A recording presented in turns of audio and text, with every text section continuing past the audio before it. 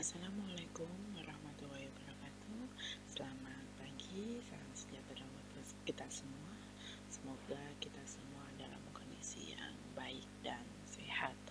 Dan saya di sini akan masuk mata kuliah keperawatan genetik, yang mana pada pagi hari ini saya akan menyampaikan terkait dengan pokok bahasan kebutuhan seksual dan asuhan keperawatan lansia dengan masalah seksual. Oke, hal ini mungkin bagi kalian adalah hal yang baru, karena mungkin kalian berpikiran bahwasanya lansia, kenapa lansia masih kita bahas seksualitasnya? Kenapa? Padahal lansia itu sudah, ya kemungkinan sudah nggak ada tuh perasaan pengen mengekspresikan seksualitasnya. Ya, padahal sebenarnya semua itu sama. Jadi seksualitas itu dari dia kecil, ya, dia dilahirkan itu sudah punya macam-macam cara untuk mengekspresikan seksualitasnya, ya. Oke, sebelumnya itu tadi introduction dari saya. Pada pagi hari ini yang akan kita bahas dan akan saya sampaikan yaitu terkait dengan konsep lanjut usia dan perubahan-perubahan apa yang terjadi pada lansia khususnya di sistem reproduksi. Setelah itu saya akan bahas terkait dengan karakteristik risiko kelompok lansia. Yang ketiga saya akan bahas terkait dengan faktor risiko yang mempengaruhi fungsi seksualitas pada lansia. Yang keempat, kebutuhan seksual pada lansia.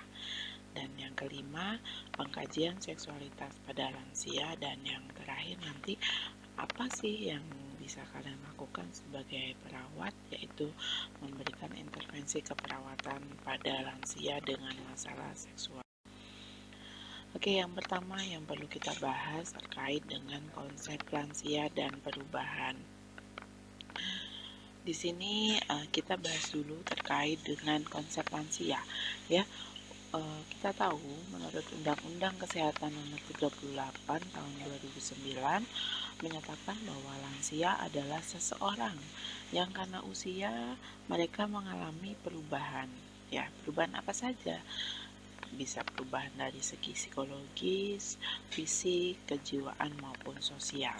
Ya, yang kadang jarang sekali memang kita menyentuh atau jarang sekali kita melakukan asuhan keperawatan yang memang juga fokus ke perubahan psikologis, perubahan kejiwaan maupun perubahan sosial. Kebanyakan kita hanya fokus ke asuhan keperawatan secara fisiknya pada lansia, ya. Adapun perubahan-perubahan pada lansia yang khusus di sistem reproduksi, di sini kalau pada perempuan terjadi atrofi organ reproduksi, penipisan dan pengeringan dinding vagina, panjang dan lebar vagina berkurang, dan penurunan lubrikasi vagina. Dan pada laki-laki yang terjadi adalah perubahan degeneratif organ reproduksi. Ya, sebelum kita bahas lebih lanjut terkait dengan seksualitas pada lansia, perlu saya tekankan di sini bahwasanya seksualitas itu bukan masalah hanya berhubungan secara fisik, tetapi di sini seksualitas yaitu perannya dia, ya, peran dia sebagai perempuan itu seperti apa, ya, perannya dia sebagai laki-laki dalam sistem reproduksi itu seperti apa. Jadi tidak kita hanya berpandangan sempit bahwasanya itu hanya seksualitas itu berhubungan secara badan, tidak, ya.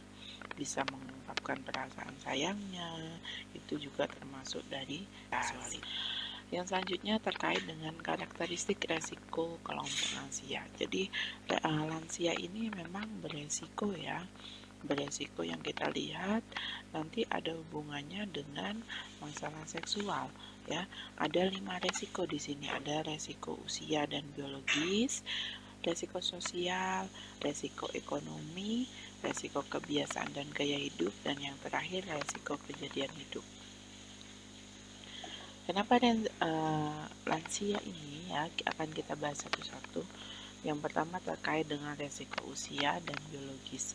Kenapa pada lansia ini terkait dengan usia sangat mempengaruhi terkait dengan sistem reproduksinya, ya, karena kita tahu tadi sudah saya sampaikan, jadi lebih arahnya kalau semakin bertambah usia dia terjadi penurunan fungsi dari sistem reproduksinya, ya. Sedangkan pada biologisnya, ya, selain melibatkan fungsi reproduksi seperti hanya dari resiko usia, pada resiko biologis dia juga respon terhadap rangsangan seksual maupun minat dan partisipasi dalam aktivitas seksualnya dia menurun, ya, karena dari kondisi biologisnya.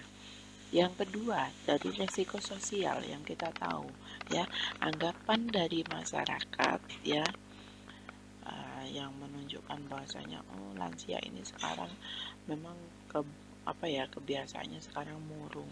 Tidak, memang pada lansia resiko mereka istilahnya kecenderungan penurunan minat lansia untuk bergaul itu memang terjadi penurunan. Mereka lebih suka menyendiri, lebih suka banyak di rumah, nggak banyak keluar rumah, yang kumpul-kumpul sama tetangga. Itu memang sudah menjadi resiko lansia, ya, karena lansia itu kadang berpikiran saya sudah nggak sekuat yang dulu. Contohnya kalau ada kegiatan di sekitar rumahnya, mikirnya saya sudah nggak kuat, ngapain saya keluar, ya. Jadi ketika lansia ini sangat berisiko juga terjadinya penurunan minat untuk kontak dengan sesama atau di lingkungannya. Yang ketiga, resiko ekonomi yang kita tahu, ya, secara ekonomi penduduk lansia ini lebih dipandang sebagai beban daripada sebagai sumber daya. Kenapa saya bilang gitu, ya? Pada lansia, ya, orang beranggapan bahwasanya kan orang lansia ini sudah nggak kerja, ya, sekarang sudah lebih gantungin anaknya, ya kan?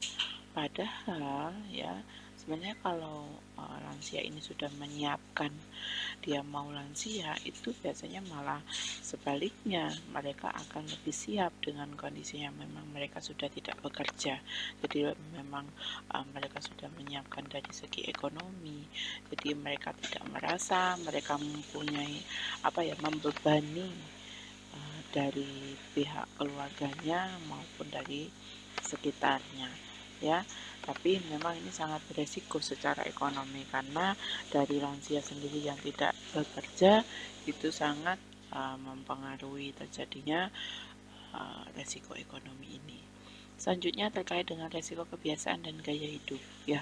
Jadi ini sangat beresiko juga pada lansia yang memang kebiasaan dan gaya hidupnya selama muda itu kurang baik, ya, dalam artian minum minuman alkohol, terus minum obat-obatan dan nikotin, itu sangat mempengaruhi nanti terkait dengan kondisi dari sistem reproduksinya, ya. Dan yang terakhir terkait dengan resiko kejadian hidup. Ini yang dimaksud kejadian hidup yaitu resikonya lansia apabila ditinggal oleh pasangannya, dia akan juga mempengaruhi dari segi seksualitasnya, karena memang dari mitra hidupnya dia merasa kehilangan, jadi saya sama siapa, ngapain, gitu kan. Itu sangat beresiko lansia. Yang selanjutnya terkait dengan faktor resiko yang mempengaruhi fungsi seksualitas pada lansia, ya. Ada beberapa faktor yang memang beresiko, ya. Nah, ini faktor resiko ini harusnya lebih bisa diminimalisir, yang mana nanti biar lansia ini sejahtera dari segi fisik, psikososial, spiritual, ya. Dan salah satunya di dalamnya fisik itu ada sistem reproduksi dan tentunya nanti mempengaruhi seksualitas. Yang pertama, faktor dari individu sendiri, yaitu sikap dan stereotip lansia. Jadi sikapnya lansia ini atau sikapnya individu ini, bagaimana dia memandang dirinya, Ya, ketika lansia ini memandang dirinya, oh saya sama seperti yang dulu, cuman saya tidak sekuat yang dulu, tapi saya masih bisa nih melakukan atau mengekspresikan seksualitas saya. Ya, yang kedua, sikap dan stereotip keluarga maupun perawat maupun nanti yang ketiga keadaan sosial ya. Jadi yang kedua ini bagaimana keluarga itu bersikap ya. Kadang-kala memang keluarga itu kebanyakan ya ketika memang itu ada keluarga yang lansia, mereka beranggapan ya sudah lansia, ngapain, nggak butuh mereka itu mengekspresikan seksualitasnya. No ya, padahal mereka itu sebenarnya masih bisa untuk melakukan seksualitasnya, mengekspresikan ya. Jadi memang anggapan keluarga itu kebanyakan paling mereka sudah lansia, nggak mungkin mereka itu butuh mengekspresikan seksualitasnya. Yang ketiga dari keadaan sosial ya. Keadaan sosial di sini terkait dengan lingkungannya ya, apakah lingkungan itu mendukung ya lansia itu mengekspresikan seksualitasnya atau tidak ya. Seperti ini terkait dengan respon juga ya, respon pasangannya juga, bagaimana pasangan ini sama-sama mempunyai sikap yang sama dengan individu yang bersangkutan ya. Ketika sikap dan stereotip lansia atau individu tersebut baik, dia beranggapan oh saya masih bisa, cuman saya beda terkait dengan ekspresi seksualitas saya, tetapi pasangannya tidak, itu juga sangat mempengaruhi ya terkait dengan fungsi seksualitasnya. Yang selanjutnya terkait dengan kendala dalam perawatan jangka panjang. Ini terkait dengan privasi ya, privasi yang didapatkan oleh lansia. Ya, pada lansia biasanya pikirannya yang keluarganya sudahlah, orang sudah pada tuanya, sudah pintu kamarnya dibuka saja, nanti kalau ada apa-apa biar kita tahu. Padahal sebenarnya pada lansia itu yang memang masih ada pasangannya, ya memang mereka butuh privasi gitu loh ya. Jangan disangka karena mereka sudah tua ya mereka nggak butuh privasi untuk mengekspresikan seksualitasnya. Maka dari itu ketika kita sudah paham hal tersebut ya, selayaknya kalian itu bisa menyampaikan kepada masyarakat ataupun kalian juga bisa mengimplementasikan di keluarga kalian yang memang ada lansianya. Yang selanjutnya ada efek samping obat-obatan nikotin dan alkohol. Yang perlu kita tahu memang ini sangat berpengaruh ya terkait dengan memang konsumsi obat-obatan, nikotin dari rokok dan alkohol itu mempengaruhi fungsi dari organ reproduksi ya, karena dia kalau dengan senyawa-senyawa yang memang keras ya, seperti hanya obat-obatan bukan senyawa kimia, dia akan mempengaruhi dari sistem reproduksi, dimana lebih tepatnya ke arah minat atau gairah dalam melakukan hubungan seksual. Yang selanjutnya faktor risiko apa? Yaitu terkait dengan gangguan fungsional dan psikologis lansia ya. Pada hal ini faktor yang beresiko itu seperti hanya lansia itu mengalami penyakit kronis ya, otomatis kalau salah satu dari pasangan mereka mengalami sakit, pastinya itu juga akan mempengaruhi fungsi seksualitas dari individu masing-masing ya, karena mungkin beranggapan oh pasangan saya ini lagi sakit, jadi sudahlah saya nggak mengekspresikan seksualitas saya ya kan. Ada juga terkait dengan psikologis lansia ya, yang psikologis lansianya sudah menutup diri, sudahlah saya sudah tua, nggak butuh gitu-gituan ya, itu juga akan mempengaruhi fungsi seksualitas tadi tersebut. Oke, yang selanjutnya terkait dengan kebutuhan seksual pada lansia. Yang perlu saya tekankan di sini ya, lansia baik sakit maupun kondisi lemah itu perlu mengekspresikan perasaan seksualitasnya Saya garis bawahi lagi ya, lansia baik sehat maupun kondisinya lemah perlu mengekspresikan perasaan seksualitasnya, kecuali kalau sakit. Ya, makanya kalau pada lansia itu memang ada yang memang kondisinya sehat, tapi memang sudah nggak sekuat yang dulu. Jadi memang sehat tapi kondisinya lemah. Ya, itu tetap mereka perlu mengekspresikan perasaan seksualitasnya, ya. Karena ya kita tahu kebutuhan manusia itu kan tidak hanya dari segi fisiknya aja dia sehat, dia juga butuh namanya seksualitas gitu loh. Ya, tapi di sini yang saya tekankan juga bahwasanya pada lansia terkait dengan seksualitas itu beralih dari yang mungkin yang kemungkinan atau semasa masih belum lansia memang mereka penekanannya ke kreasi, jadi lebih arahnya ke hubungan seksual.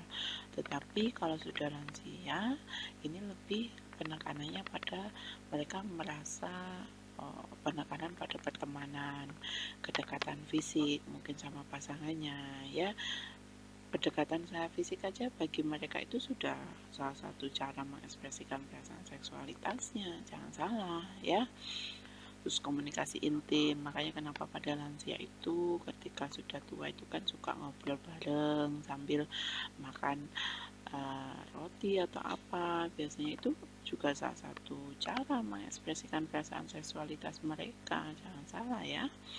Dan hubungan fisik mencari kesenangan seperti halnya olahraga bersama, mereka bareng-barengan lari pagi atau jalan santai itu merupakan seksualitas juga ya. Jadi memang beda dengan yang mereka sebelum lansia, memang terkait dengan penekanan seksualitasnya ya. Ini yang perlu kalian pahami di sini. Jadi penekanan apa sih yang pada lansia itu yang memang mereka gunakan untuk mengekspresikan perasaan seksualitasnya ya. Ada pertemanan, kedekatan fisik, komunikasi intim, dan hubungan fisik mencari kesenangan. Next, lanjut terkait dengan pengkajian seksualitas pada lansia. Ya, ini perlu saya tekankan bahwasanya ketika kalian melakukan pengkajian pada lansia itu selalulah jangan kalian itu hanya fokus pada fisiknya saja yang kalian kaji.